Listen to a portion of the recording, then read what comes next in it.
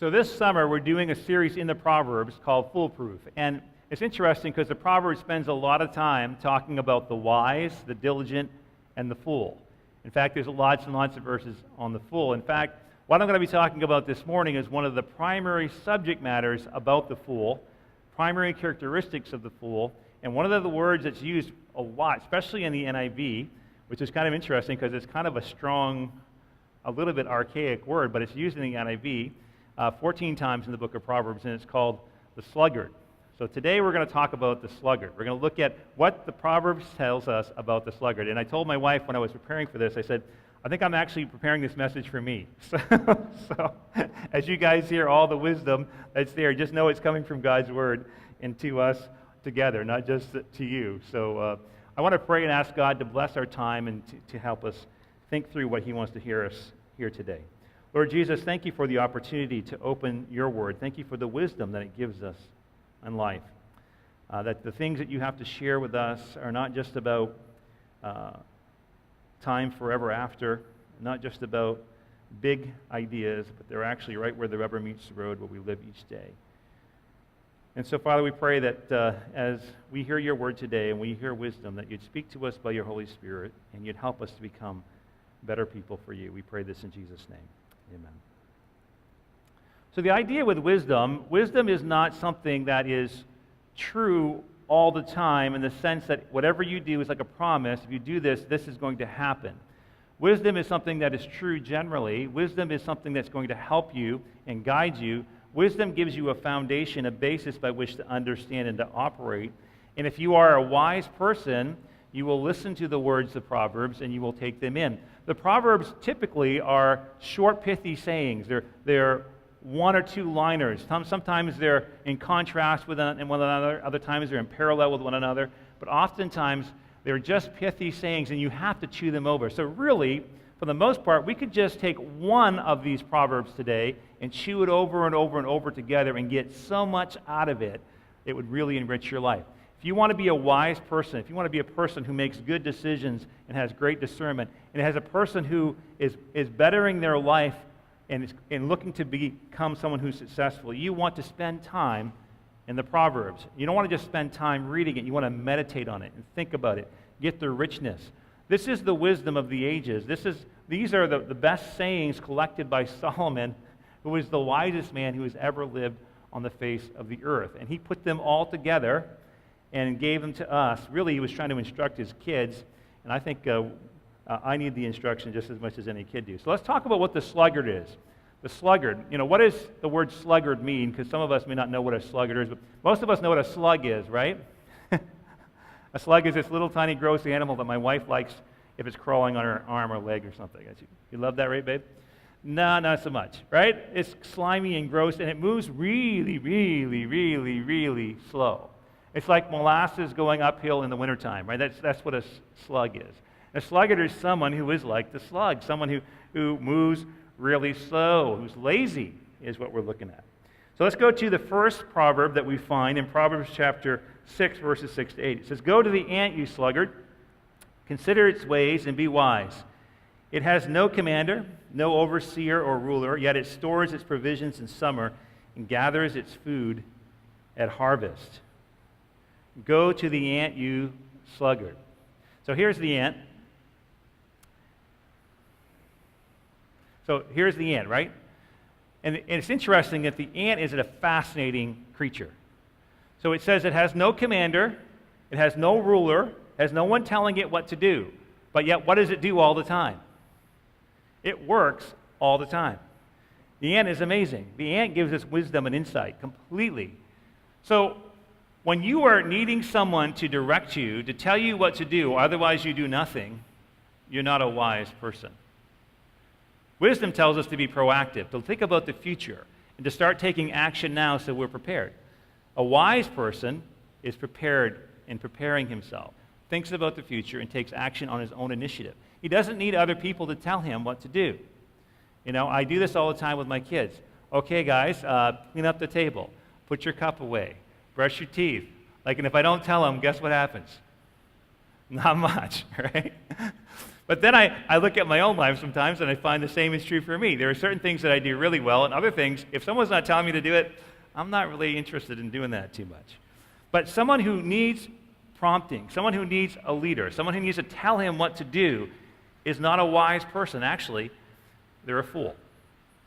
A wise person is like the ant, takes initiative, thinks ahead, doesn't need someone badgering them and telling them or giving them direction. They're proactive in nature, and they're constantly busy working, thinking about the future, and stirring up when it's time. It's interesting, it says, it stores up its provisions in summer and gathers its food at harvest. It knows what it's to do in the seasons that are there. And that's a very, very fascinating kind of an idea. But a person who only acts when told by someone else is not a wise person. Let's look at the next proverb here in Proverbs 6, 9 to 11. Now, he's going to get into this whole thing, which is going to be about a sluggard or someone who likes to sleep. Now, I tend to like to sleep a little bit, but maybe not as much as this guy. But I was thinking about this as I was lying in my bed actually yesterday morning. And so I think I was resembling these remarks on the sluggard. How long will you lie there, you sluggard? I can hear my mom talking to me when I was a kid. How long will you lie there, you sluggard? When will you get up from your sleep, a little slumber, a little folding of the hands to rest, and poverty will come on you like a thief, and scarcity like an armed man. I mean, listen to that. It's like you go ahead and take your time, you rest as much as you want to, but guess what's going to happen to you? Poverty is going to come on you like a thief. It's going to steal everything you got. And scarcity like an armed man. An armed robber is going to come on you and take everything that you have if you continue to lie in bed. A little sleep, a little slumber, a little folding of the hands to rest, and poverty will come on you like a thief and scarcity like an armed man. So you see this. This is in Proverbs chapter 6 and Proverbs 24. It's actually repeated twice, this whole saying, which is quite a bit of text for the Proverbs because it's giving quite a bit of real estate to share these two ideas. Let's look at Proverbs 19:15. It says, laziness brings on deep sleep, and the shiftless go hungry. Laziness brings on deep sleep. You know, I find myself when I'm on vacation, the more I rest, the more tired I am. I don't know if any of you find this is true for you, but I do for me. Like, I go, and then I start to rest, and all of a sudden, like, I'm more tired. And the more I sleep, the more tired I am. I'm like, it's very interesting. Laziness brings on deep sleep, and the shiftless go hungry. And the last one here in Proverbs 26:14, which talks about the person who likes to sleep, it says, as a door turns on its hinges, so a sluggard turns on his bed. Right? A couple hours later. So when is the guy going to get up and do anything? That's what I want to know. I think this is how my wife pictures me, right here. And you know what the thing a woman hates the worst? What the worst thing a woman hates to see is the man resting on the couch. That is like asking for, right? But a sluggard, man. This is kind of the picture. Now, sleeping when we should be working. There's nothing wrong with sleeping. We all need sleep. In fact, the number one health thing you need in your life is sleep. And most of us are sleep deprived because we stay up too late, mostly playing on our devices, and we get up too early because we have to go to work, and we're sleep deprived. And the number one thing we actually need, the number one health component to your life, is not food, it's not exercise, it's actually sleep. So you need to sleep, but sleep when you're supposed to sleep, and work when you're supposed to work. This is what the proverb is telling us. When we're sleeping, goofing off, doing nothing, when we're supposed to be working, then we're going to be in big trouble. Because there's a time to work and there's a time to sleep, and you should get the sleep that you need. But when you continue to rest and goof off and play with your device and scroll on Facebook, when you've got stuff to do, it says scarcity is going to come on you like an armed man, and poverty will come on you like a thief. Because you were not working when you're supposed to be working. You weren't doing what you needed to do. You were goofing off, you were lazy, you were asleep. And now, all of a sudden, it's going to hit you. Because you know in life, as life goes along, sometimes life is good, sometimes life is easy, but guess what happens to all of us? Really hard times. Really hard times. And if you haven't stored up in the winter, if you haven't been working when you're supposed to be, When the hard times come, you've got nothing there. You're completely tankless. And now you're in trouble. So it says to work when you're supposed to work. Nothing wrong with sleep, but just don't keep sleeping and sleeping and sleeping. It's okay to binge watch, but not every day, all day, when you got work to do. So let's look at Proverbs 10:26. Proverbs 10:26 says, "As vinegar to the teeth and smoke to the eyes, so are sluggards to those who send them." I love this verse. As vinegar to the teeth and smoke to the eyes, so are sluggards to those who send them. So take a look at this picture here. These guys just sent one of their guys out to play for them. And this is their response, right? Ever send someone out on a job or on a task to do, and you're like, I don't feel good about that at all. He's going to do it half done. He won't even give it half an effort. He will never find what I'm asking him to go find, which is my wife when she sends me to the grocery store. But you're never going to be able to, this is how we feel. I got a question for you. How do people feel, how do people look when you leave after they've asked you to do something? Do they look like this? Are you the kind of person that people can depend on, that people can trust, that people know that when they give you a task, you're going to do your best, you're going to go over and above, that they can have confidence in you? Or are you the kind of person who they think, they're going to do the least they can, they're going to get by with just getting it done and not caring about what the quality is or even if it's finished? This is what happens to a sluggard. People who send out a sluggard to do a job, this is how they feel. And most of us have had that experience for other people. But you know what my mother used to say? When you point at somebody, you got 3 fingers pointing right back at you. Right? So, you might be thinking, oh, this is how people are. I hate it when people are like this. I can't trust them. They don't do their job. Yet we can do the same thing to others and the responsibilities that we have.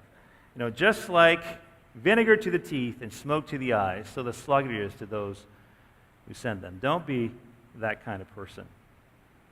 Proverbs 13:4 says, "A sluggard's appetite is never filled, but the desires of the diligent are fully satisfied."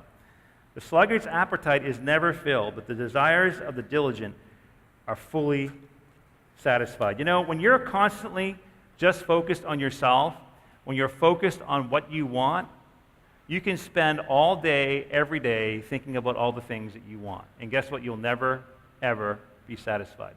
For one, your flesh, your sin nature, is like a big bucket with a hole in it.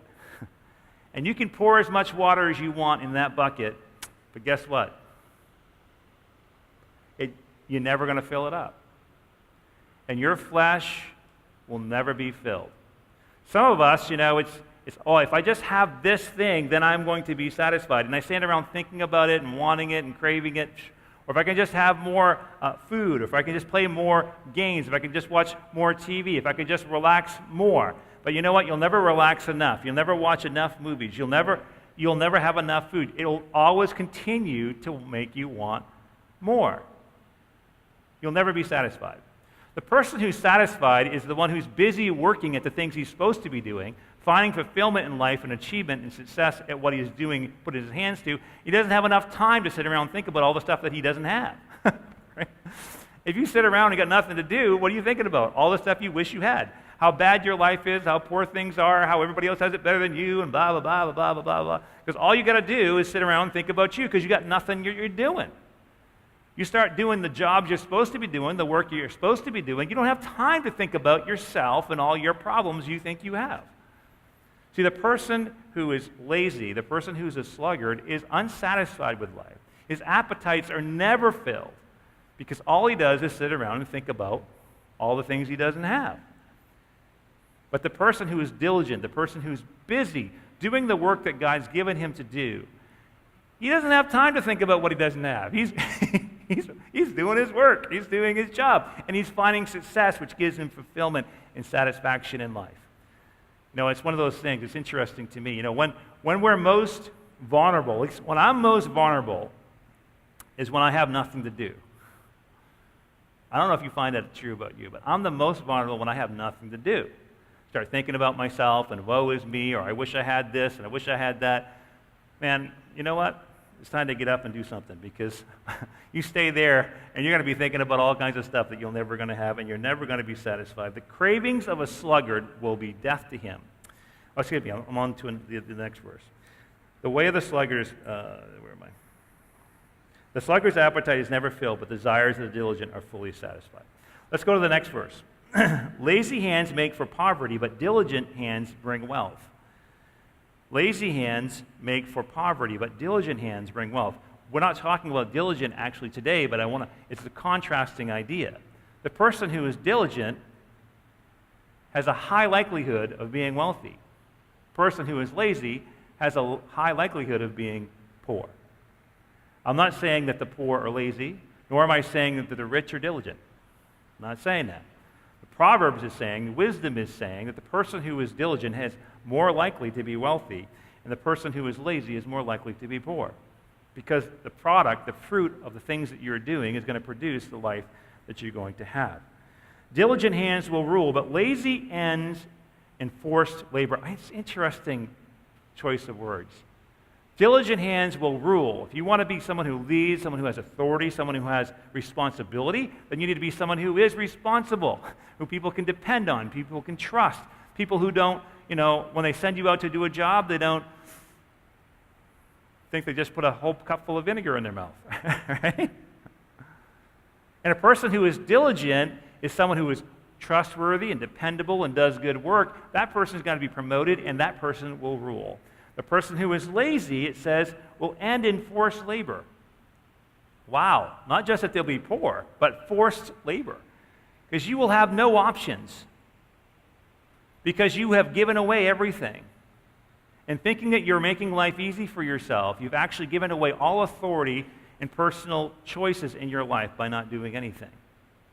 And you think, well, I'm not going to do this, and I don't want to do that, and I don't want to do this, and I don't want... And what you do is you end up in a life that is actually without choice, because you're forced, because of your destitute nature, to have to do whatever the man says who you owe.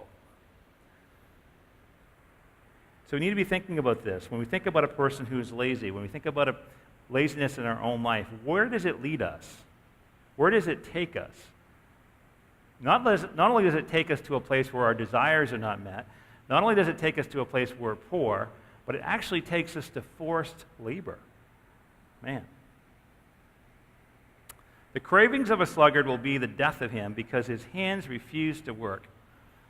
Same idea that we actually talked about when we talk about the sluggard's appetite is never filled. His cravings will be the death of him, because his hands refuse to work. I want this, I want this, I want this, and I can't have it. It's not fair. Everybody else has this stuff, and I don't have it, but I refuse to work.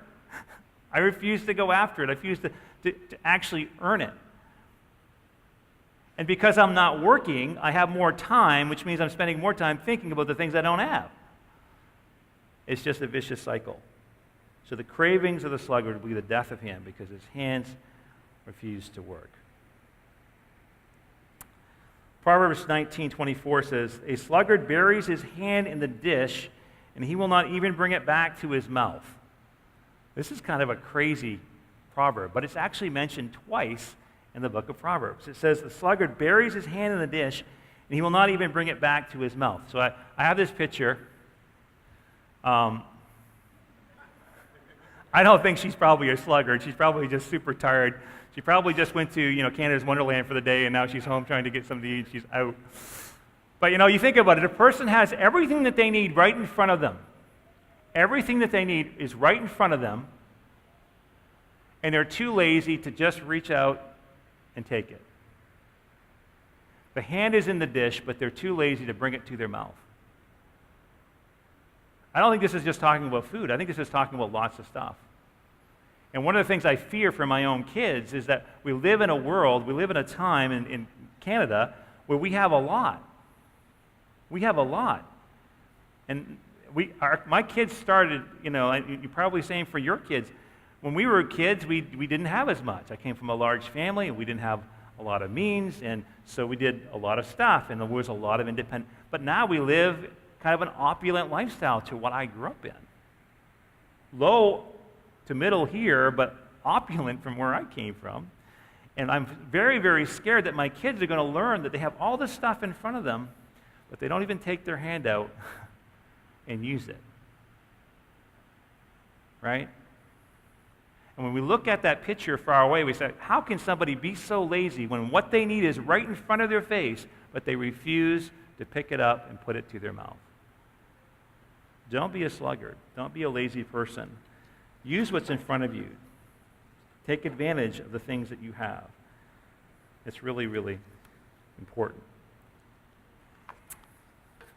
Proverbs 24 says, sluggards do not plow in season, so at harvest time they look but find nothing. They don't do any work. They don't plow in the season that they're supposed to plow, but they come out at harvest hoping that by some chance, some random act of God, they're going to find a harvest for themselves. And they're often befuddled by the fact that their neighbor's field is bearing all this fruit and there's nothing in theirs. And life is so unfair and God isn't kind to me. When the truth is they didn't do any work to get any fruit. They didn't plant or plow in the time they were supposed to, so in the season of harvest, there is nothing for them. And they feel left out and marginalized and upset, but the truth is they didn't plant and they didn't plow, they're not going to get any reward. So you can ride laziness for a while because it seems like it's working for you. You know, when you're in school, you can ride it for a while. It's working for you because you're still passing and everything's okay. But then you actually get to real life and get a real job, and you wish you would have actually paid attention in math class and maybe listened to your English teacher because now you got to write reports. And you have completely bankrupted yourself because you didn't apply yourself when you had opportunity. And now, when the time of harvest is ready, you've got nothing there to pick up. And you've got to start from zero. And Proverbs 24 says, I went past the field of a sluggard, past the vineyard of someone who has no sense. Interesting. The language here is pretty derogatory. Like sluggard and person with no sense. I think the writer of the Proverbs is hitting us upside the head. Kind of like Dad giving a lecture to his kids. I think this is kind of how I feel listening to him talk. And I'm listening to it for myself as well. I went past the field of a sluggard, past the vineyard of someone who has no sense. Thorns had come up everywhere. The ground was covered with weeds, and the stone wall was in ruins. I applied my heart to what I observed and learned a lesson from what I saw. So this is the picture of this guy's garden. And what are we learning about this person? Is it that he has bad land? I can't get anything out of my garden. I've got bad land. I got a bum rap. No, that's not actually what's taking place here. What's taking place here is the person didn't do the work, the diligence of keeping his garden. He didn't tend it, and now it's run over.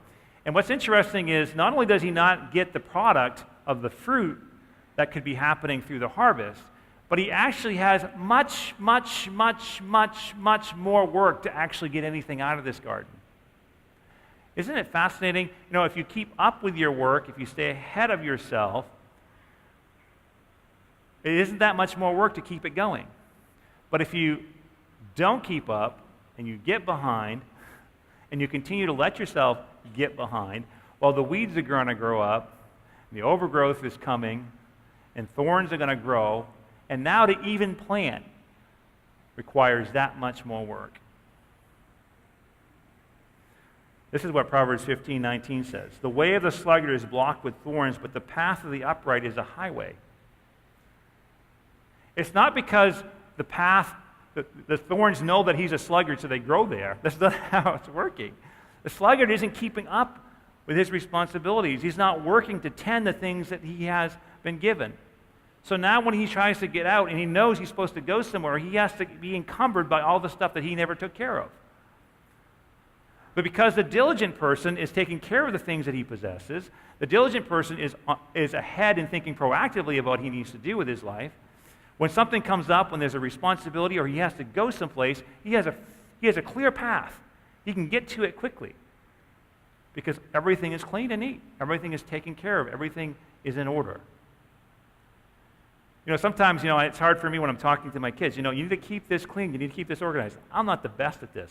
Barb can attest to my office. I'm awful at this piece. I keep things really messy because I don't care about those things. I'm moving on to the next project. But then I'm encumbered with my own mess because I can't find the stuff I need to do the project I'm working on. So now I have to go figure that out and spend more time doing the work that I could have done if everything was organized in the beginning. This is the big idea. Proverbs 26:13 says, a sluggard says, there's a lion in the road, a fierce lion roaming the streets. This is Proverbs 26:13. It also says the same thing in Proverbs 22:13. Look at this one. It says, the sluggard says, there's a lion outside. I'll be killed in the public square. So here's the lion. There's a lion outside. Really? You're living in the city, and there's a lion in the street. Yeah, right. That's the biggest pile of boo-hooky we've ever heard, right? This is what people do. They make these big excuses. The reason why I can't do that is because you don't know how hard that thing is. The reason why I can't do that is because it's not raining on Sunday when a full moon. The reason why I can't do it. Like, they make the biggest excuses you've ever seen. And most of the time we work with our kids on this, right? Because they make excuses for everything that they're supposed to be doing. Excuse for this and excuse for that. But this is what a sluggard does. A sluggard thinks up all these excuses and reasons why they can't. So they want to stay in bed and they want to keep rotating on that hinge. Right? There's a lion in the street. Proverbs 12:27 says, the lazy do not roast any game, but the diligent feed on the riches of the hunt. This is kind of an interesting proverb. It says, the lazy does not roast any game, but the diligent feed on the riches of the hunt. What this means is that you may go and kill a deer. You may kill whatever you're going to do, and you've got this big bounty of food. And you just actually only eat what you need to be satisfied for the moment, and you don't care for the rest of the food to keep it for later. So the diligent takes care of everything and makes sure that they manage and take responsibility for everything that they have acquired. And so in the future, they have more for later. But the lazy person only takes what he needs, he's hungry, he's satisfied, and he just leaves it there to rot. He doesn't take care of it. You say, oh, who would do that? Well, I think if we think about our life, there's probably lots of stuff that we do that with. We have to make sure that we take care of everything that's given to us and that we manage it well and we steward it with responsibility. The last verse on the sluggard is, the sluggard is wiser in his own eyes than 7 people who answer discreetly. It's just the sluggard. He's got life all figured out. He's found the easy way, the easy path, the path of least resistance and no work. And he's got it all worked out in his head. He's got it all worked out. He's wiser than 7 really wise people giving you discreet counsel. He is like super smart. He's got it all figured out. But the sluggard is a fool. The sluggard is focused on what he doesn't want to do, and he'll come up with all kinds of excuses and reasons why he shouldn't do it. And he'll justify all of his behaviors because of all the things that life has done to him, the bad place that he has been given, the bad deck of cards that he was dealt. Everything is about his circumstances, his problems. The reason why he can't is because of this, because of that, because of this. And the truth is, if he was diligent to do what his hands could do, if he would just take care of what God has already provided, if he'd focus on the work that God's called him to, he'd be successful, he'd be happy, he'd be fed, he'd have stuff stored up for the winter time, and he would be right ahead. Now, how are you in terms of being a sluggard?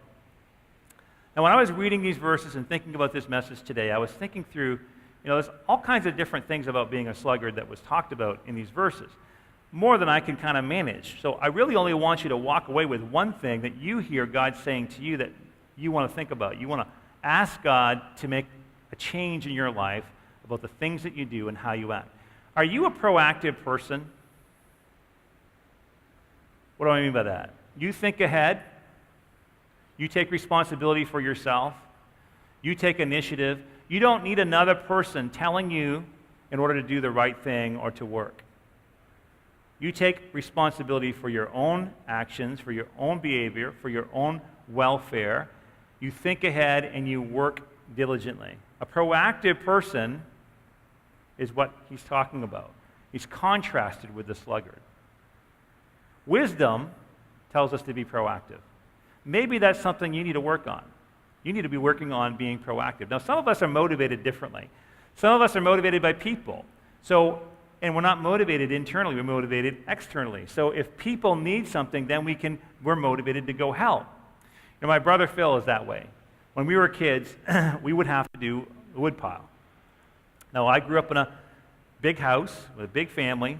We had 3 wood stoves in our house, and we burned through 13 to 17 cord of wood a winter because we had no insulation in the house and no central heat. The central heat was the wood stoves. And we would do wood all summer long. It was crazy. I don't know why people do wood. It's the most inefficient way to heat a house I could ever think of. But we would have to go to the hills, and we would cut down the trees, and then we would limb them, and then we would log them, and we'd throw them on the truck, and we'd bring them to the house. We'd throw them down, and then we'd have to split all the wood, and we'd have to pile it to one side, and then we'd have to move the pile because it's only airing there. You have to move it over here, and you move it again, and you move it in the barn. So that's how we would manage wood. So wood was like an endless process all summer long.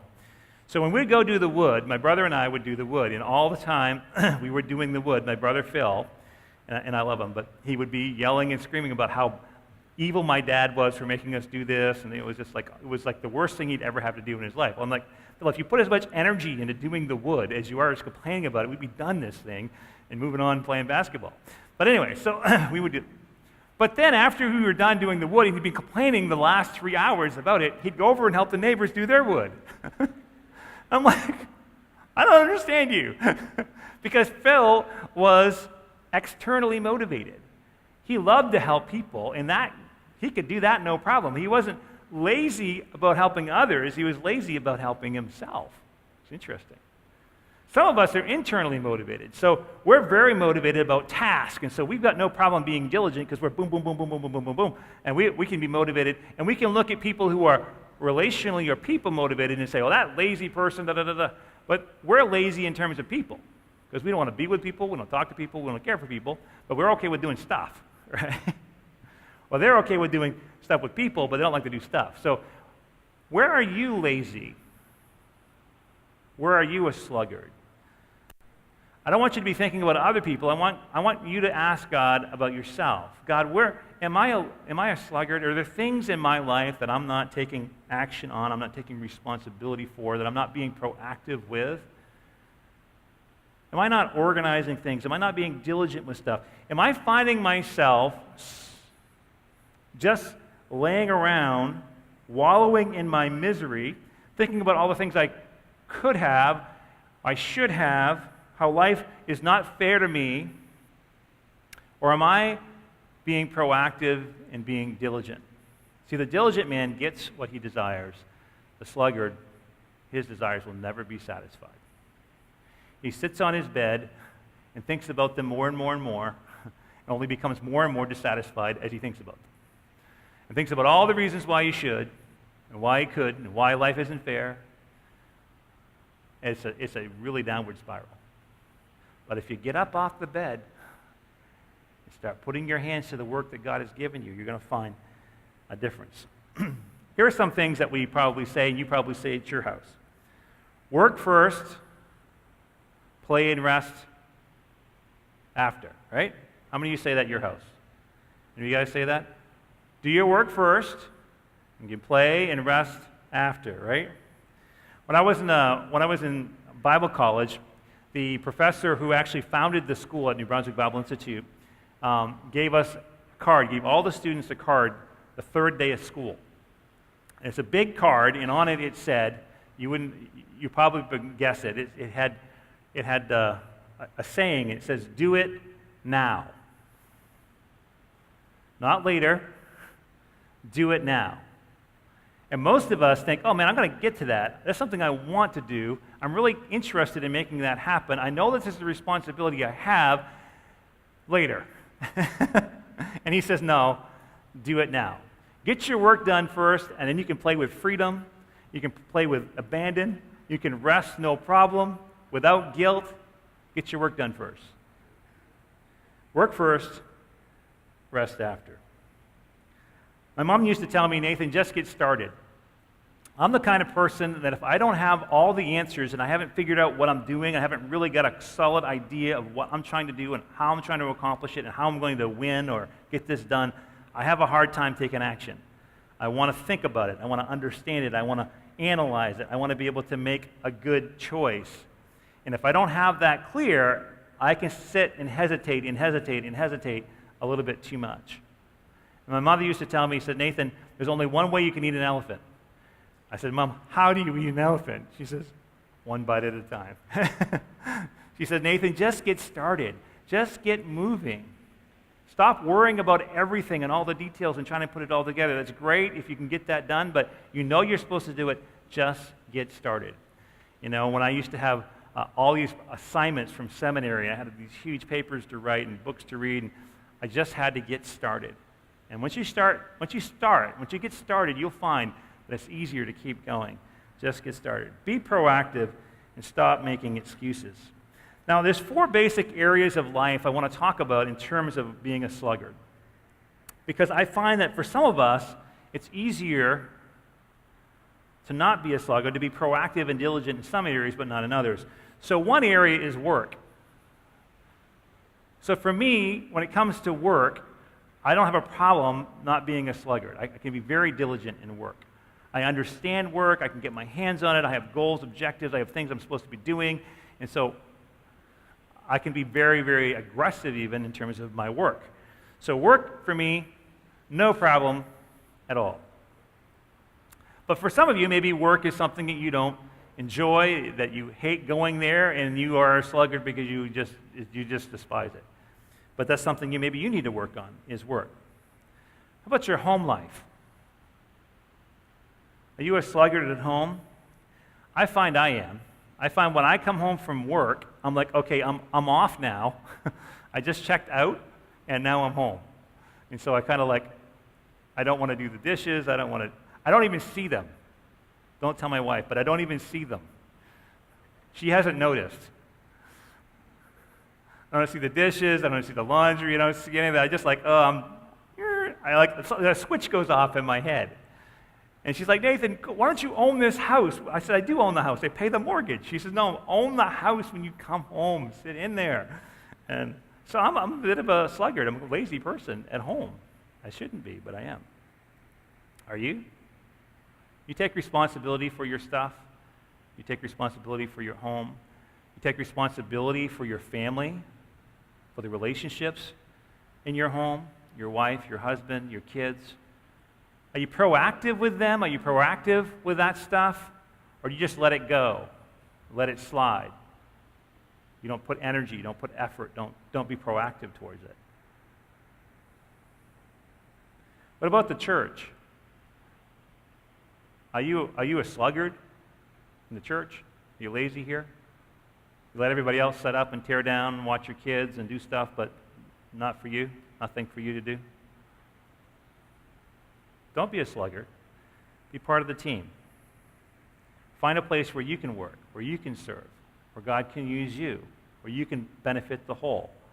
Don't just be a taker. Be someone who also participates in the life of the church, the life of the family. How about your spiritual life? Are you lazy in your spiritual life? Do you ever read your Bible? Do you take proactive engagement? Do you make a plan and work at it? Are you diligent to do something to be proactively enriching your spiritual life? You came to church today. That's fantastic. That's awesome. Keep doing that. But are you reading your Bible apart from being here? Are you listening to other Christian music?